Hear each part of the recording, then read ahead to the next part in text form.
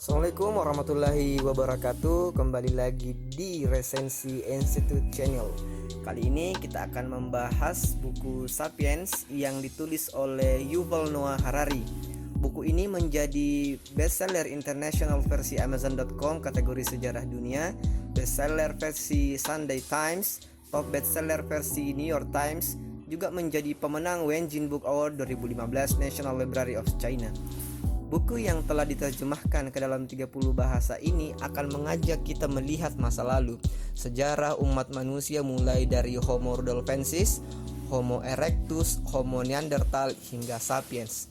Dengan gamblang, Yuval menceritakan perilaku dan aktivitas mereka dengan pendekatan historis dan kajian ilmiah. Setidaknya ada 3 revolusi penting yang membentuk jalannya sejarah menurut Yuval. Yang pertama adalah revolusi kognitif, mengawali sejarah sekitar 70.000 tahun yang lalu, revolusi agrikultur mempercepatnya sekitar 12.000 tahun yang lalu, dan revolusi saintifik yang baru mulai berjalan sekitar 500 tahun yang lalu. Kemungkinan revolusi ini akan mengakhiri sejarah dan memulai sesuatu yang benar-benar berbeda. Oke, kita masuk di bagian yang pertama, yaitu revolusi kognitif. Revolusi ini ditandai dengan kemampuan luar biasa Sapiens yang menjadikannya unggul dari spesies yang lain, yaitu kemampuan berkomunikasi secara integral dalam jumlah banyak. Kawanan simpanse, gajah, dan singa juga bisa berkomunikasi dengan kawanan yang lain, tetapi dalam batas tertentu dan juga tidak efisien. Kawanan simpanse bisa saling berkomunikasi, misalnya informasi bahwa hati-hati ada singa, dengan itu mereka bisa menghindar. Tapi tidak jarang di antara mereka yang mati karena terlambat lari. Sapiens bukan hanya bisa berkomunikasi bahwa ada singa, berhati-hatilah, tetapi lebih dari itu, mereka bisa membaca bahwa pada suatu waktu tertentu singa-singa berkeliaran di daerah sini. Kita harus mengatur waktu agar tidak bertemu dengan kawanan singa. Kemampuan berbahasa dan berbagi informasi itulah yang menjadi ciri khas Homo sapiens dan memberinya keunggulan krusial atas spesies-spesies manusia lainnya. Hal itu juga menjadikan Sapiens bisa membangun hubungan integral, bertukar anggota, berburu bersama, bertukar kemewahan, membuat aliansi politik dan merayakan peramaan keagamaan secara bersama. Kepunahan spesies lain itu disebabkan oleh beberapa hal. Salah satunya adalah cuaca ekstrim, binatang buas, serta makanan yang mereka makan. Kemampuan otak Sapiens memungkinkan mereka untuk bertahan hidup. Keahlian-keahlian seperti mengetahui mana makanan yang menyehatkan dan mana yang membuat sakit. Mereka juga tahu menggunakan sebagian dari makanan itu untuk pengobatan. Pengetahuan tentang perilaku binatang, tanda-tanda perubahan cuaca, dan pengetahuan tentang alam lainnya. Itulah mengapa Sapiens sebagai penjelajah dapat bertahan hidup hingga kini. Secara kolektif, manusia memang memiliki pengetahuan yang lebih dari kawanan kuno. Namun, pada level individual, para penjajah kuno adalah yang paling berpengetahuan dalam sejarah. Menjelang revolusi kognitif, manusia dari semua spesies hidup secara eksklusif di hamparan tanah Afroasia. Lautan dalam mengelilingi tanah Afroasia menjadi pembatas yang besar bagi Homo sapiens. Homo sapiens berada pada titik siap mengakhiri kesuburan biologis ini. Menyusul revolusi kognitif, Sapiens mendapatkan teknologi, kemampuan organisasional, dan bahkan visi yang diperlukan untuk keluar dari Afroasia dan mendiami dunia luar. Akhirnya Sapiens dari Kepulauan Indonesia mengembangkan masyarakat pelayaran pertama sekitar 45.000 tahun yang lalu. Mereka membangun perahu dan mengendalikannya. Kemampuan-kemampuan ini memungkinkan mereka untuk menjangkau dan mendiami wilayah Australia. Selain ini, ada perjalanan paling penting dalam sejarah Homo sapiens. Berhasilnya Sapiens dari Indonesia keluar dari wilayah Afroasia dan menduduki Australia, Homo sapiens kemudian merangkak ke puncak rantai paling mematikan dalam sejarah planet bumi.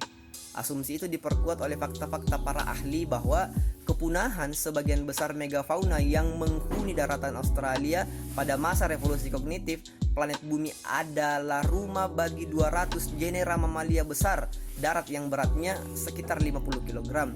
Pada saat revolusi agrikultur, hanya sekitar 100 yang tersisa. Homo sapiens mendorong kepunahan setengah binatang besar planet ini jauh sebelum manusia menemukan roda tulisan atau alat-alat lainnya. Kesimpulannya bahwa Homo sapiens adalah pemicu terjadinya bencana ekologis terbesar di planet ini. Kita masuk di bagian kedua, revolusi agrikultur. Revolusi ini ditandai dengan kemampuan bercocok tanam dan kemampuan di bidang peternakan. Semua ini berubah sekitar 10.000 tahun yang lalu ketika sapiens mulai menghabiskan seluruh waktu mereka untuk memanipulasi kehidupan para spesies binatang dan tumbuhan. Mulai dari fajar sampai terbenamnya matahari, manusia menabur benih, menyirami tanaman, menyiangi rumput dan tanah, dan menggiring domba-domba ke padang rumput terbaik. Pekerjaan ini mereka pikir akan menyediakan lebih banyak buah, biji-bijian, dan daging. Ya, itulah revolusi dalam cara hidup manusia. Dulu, para ahli menyebutkan bahwa revolusi agrikultur adalah lompatan berpikir manusia paling brilian. Fakta itu adalah kebohongan sejarah, kata Yuval. Karena berdiam diri di suatu wilayah tertentu, menjaga gandum dan domba-domba mengakibatkan sapiens menjadi pemalas. Di sisi yang lain, alih-alih disebut sebagai lompatan berpikir paling brilian, sapiens kemudian menjelma menjadi manusia keji kepada spesies lain. Kita ambil contoh, babi-babi piaraan di Papua Nugini itu dipotong hidungnya, bahkan dibutakan matanya dengan dali agar tidak bisa lari dari keluar kandang. Unggas yang mestinya mencapai usia maksimal 5-6 tahun mati lebih awal karena kandang dan makanan mereka yang tidak sehat. Karena bercocok tanam dan berternak membutuhkan lahan yang luas, sapiens kemudian bertempur untuk berebut lahan. Kelompok yang kuat akan memenangkan perang. Bahkan berdasarkan data, revolusi agrikultur itu disebut sebagai penanggung jawab 15% sampai 25% kematian kaum laki-laki. Lalu, atas fakta itu, masih bisakah revolusi agrikultur kita sebut sebagai lompatan berpikir yang brilian? Kita harus berpikir lagi. Bagi masyarakat agrikultur, masa depan adalah beban pikiran. Mereka harus jeli menyimpan bahan makanan, mengingat hasil produksi pertanian itu juga sangat tergantung kepada cuaca. Cuaca yang dingin itu juga bisa menjadi sebab matinya ternak, bahkan lebih jauh. Kaitannya dengan ekonomi dan budaya, hasil produksi pertanian dijadikan sebagai komoditi untuk menghidupkan politik, seni, filsafat, raja dan para pendeta. Dengan fakta ini, lagi-lagi masih bisakah disebut bahwa revolusi agrikultur adalah lompatan berpikir manusia?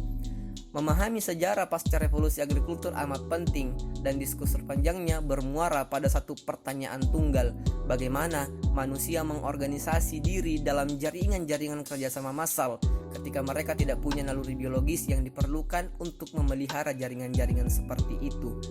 Jawabannya singkat: manusia menciptakan tatanan yang diimajinasikan dalam merancang aksara-aksara. Lalu kemudian apa yang bisa menyatukan umat manusia itu? Menurut Yuval, ada 3 hal yang akan menyatukan kita. Pada milenium ke-1 Masehi, muncul tatanan universal potensial yang untuk kali pertama penganutnya bisa membayangkan seluruh dunia dan seluruh ras manusia sebagai satu kesatuan tunggal yang diatur oleh seperangkat hukum tunggal. Apa-apa saja itu, kita akan bahas itu satu persatu. Yang pertama, tatanan moneter atau ekonomi. Uang bukanlah fisik koin atau uang kertas. Uang adalah segala yang bersedia menggunakan untuk merepresentasi secara sistematis nilai benda untuk tujuan pertukaran barang dan jasa. Mitos bersama tentang uang sebagai alat tukar itu sangat penting. Tanpa adanya mitos bersama itu, aktivitas jual beli tidak akan bisa terjadi. Uang merupakan ciptaan manusia yang paling menakjubkan. Semua orang yang bahkan belum saling kenal itu bisa bekerja sama untuk proyek tertentu, asalkan di dalamnya ada kesepakatan tentang keuntungan. Baik itu berupa koin emas, koin perak, kerang, kain wol, dan masih banyak lagi jenis uang dari masa ke masa. Pun selama ribuan tahun para filsuf, para pemikir, dan para nabi mencela uang dan menyebut bahwa uang adalah akar dari semua kejahatan. Ya, boleh setuju, boleh tidak. Uang adalah puncak toleransi manusia. Uang lebih berpikiran terbuka ketimbang bahasa, hukum negara, norma budaya, keyakinan religius, dan bahkan kebiasaan-kebiasaan sosial di masyarakat. Yang kedua adalah tatanan politik atau imperium. Imperium adalah sebuah tatanan politik dengan 2 karakteristik penting. Pertama, memiliki kualifikasi untuk sebutan yang Anda pakai untuk berkuasa atau sejumlah signifikan masyarakat yang berbeda-beda. Masing-masing memiliki identitas kultural yang berbeda dan satu wilayah yang terpisah. Tidak ada batas wilayah atau jumlah penduduk dalam tatanan imperium. Imperium dicirikan oleh perbatasan yang fleksibel dan gairah secara potensial tidak terbatas. Penguasaan suatu imperium terhadap bangsa lain itu tidak melulu melalui jalan perang dan darah. Ideologi politik, hak asasi manusia, sosialisme, serta ideologi lain juga merupakan suatu jalan sifatnya lebih soft. Dan kayaknya ini lebih digemari oleh para politikus dewasa ini. Pada masa kita, imperialis menempati urutan kedua di bawah fasis dalam leksikon kata-kata umpatan politik.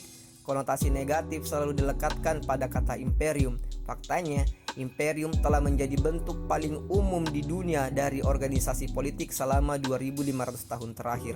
Bangsa-bangsa yang berada dalam penguasaan imperium raksasa mendapat keuntungan besar.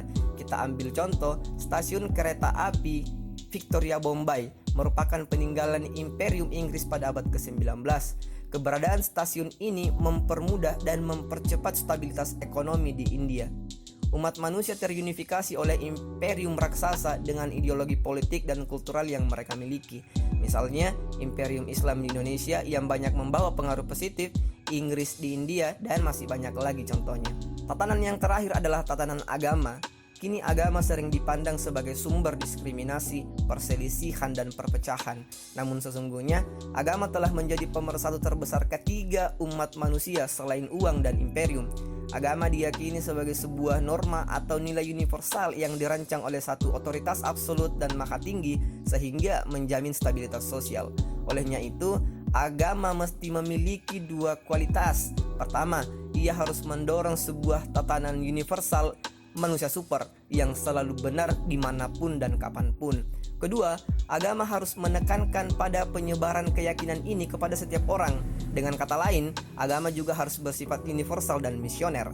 Di masa depan, umat manusia akan tersatukan dalam dua agama besar, kata Yuval, yang satu agama baik dan yang satu agama jahat. Keduanya akan beradu kekuatan untuk membuktikan kelaiman bahwa mereka adalah yang paling baik di antara umat beragama. Kita masuk ke dalam revolusi terakhir umat manusia, yaitu revolusi saintifik. Selama ribuan tahun, manusia hanya bisa melihat bulan dan hidup bersama makhluk mikroskopis tanpa mengetahuinya. Apa yang bisa sains buktikan? Bahwa sains membuat manusia menginjak bulan pada 20 Juli tahun 1969. Dan pada tahun 1674 Masehi, manusia mampu melihat makhluk mungil bergerak dalam setetes air melalui mikroskop. Atas hasil pikir dari Anton van Leeuwenhoek, proses historikal inilah yang kita kenal sebagai revolusi saintifik. Sains juga sangat erat kekuatannya dengan kekuatan militer. Franz Bacon menerbitkan Manifesto Saintifik pada tahun 1620 berjudul The New Instrument. Pengetahuan adalah kekuatan, kata Bacon. Pengetahuan bukan apakah dia benar, tapi apakah dia memperkuat kita. Perang panjang dengan pedang itu menyita waktu lama. Imperium besar dengan ilmuwan membuat senjata mematikan dengan sains dan kemudian mengakhiri perang. Kita masih menolak lupa Nagasaki dan Hiroshima rata oleh kegilaan sains. Yuval menyebut bahwa perang adalah produk sains. Ya, coronavirus juga bisa jadi salah satunya. Proyek Gilgamesh adalah proyek sains untuk melawan kematian. Kaum agamawan lebih suka memaknai mati ketimbang melawannya. Mati dalam pandangan sains adalah kesalahan teknis. Tahun 1199, Raja Richard yang perkasa terkena panah di bahunya. Awalnya hanya ada luka kecil, namun dia mati akibat gangren atau dalam istilahnya disebut sebagai pembusukan. Sains modern telah menemukan antibiotik untuk luka, sehingga tidak perlu lagi amputasi daging untuk menyelamatkan nyawa seperti yang dilakukan tahun 1815. Proyek terkemuka sains adalah memberi manusia keabadian. Sains dan imperium juga memiliki keterikatan yang erat. Ada hal unik yang membedakan Eropa dengan peradaban lain. Kenapa Eropa begitu perkasa dengan sainsnya? Cina, Persia, Amerika, dan imperium besar lainnya hanya berkeliling dunia untuk mendapatkan pengetahuan. Sementara bagi bangsa Eropa, yang paling penting adalah penaklukan atas tanah yang didatanginya. Bagi bangsa Eropa modern, membangun sebuah imperium adalah proyek saintifik, sementara membangun sebuah disiplin ilmu pengetahuan adalah sebuah proyek imperium. Puncak revolusi sains, sapiens awalnya tidak bisa melakukan apa-apa. Revolusi demi revolusi mengantar sapiens menemukan banyak hal, menciptakan robot hingga menjadi abadi. Ya, itulah cita-cita sains, membuat manusia abadi. Lalu bagaimana perspektif resentor melihat buku ini? Pemikiran Yuval itu menyimpang dari pemikiran kebanyakan orang. Ia mengkritik teori-teori yang sudah mapan. Tapi apakah kita akan mengatakan bahwa Yuval itu salah? Cuan harus segera dipatahkan. Kita seperti kembali di zaman Yunani kuno, di mana kaum sofis dengan argumentasinya itu menyesatkan dan mempengaruhi perilaku masyarakat Yunani kuno. Lalu apa yang kita butuhkan hari ini? Ya, harus lahir Sokrates baru yang mengajarkan manusia akan urgensi kebenaran dan makna kehidupan. Itu saja review kali ini, semoga bermanfaat untuk teman-teman sekalian. Ada pertanyaan?